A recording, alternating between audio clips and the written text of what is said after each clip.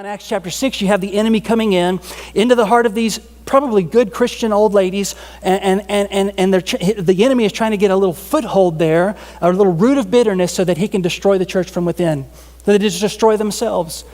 So if you want to kind of avoid that kind of thing in your life, if we want to avoid that kind of stuff in our life, just real quick, 2 things I see before we get to the actual sermon.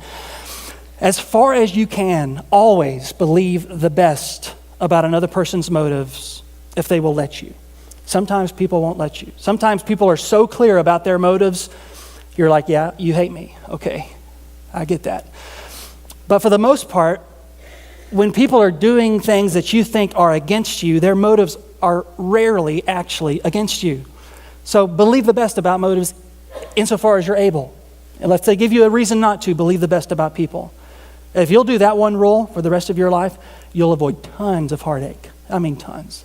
Second thing they should have done, that we should do in our church if we want to avoid this kind of stuff, is when you have a problem with somebody, go directly to the source.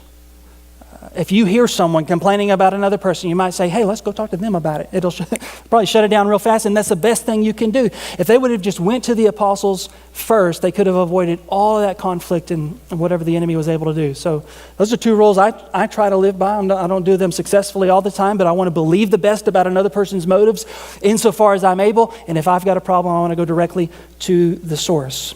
But they didn't necessarily do that. That word that it arose, that this complaint arose, it implies that it was kind of spread throughout the church like gangrene, hopping from one small group to another small group, and it had finally surfaced to the apostles, and so now they've got a problem.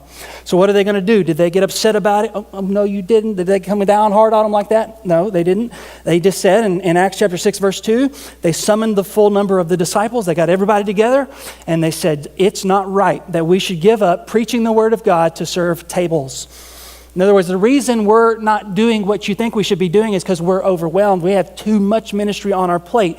And it's not right that we have to give ourselves completely to these kind of efforts when our primary responsibility is to be preaching the Word of God.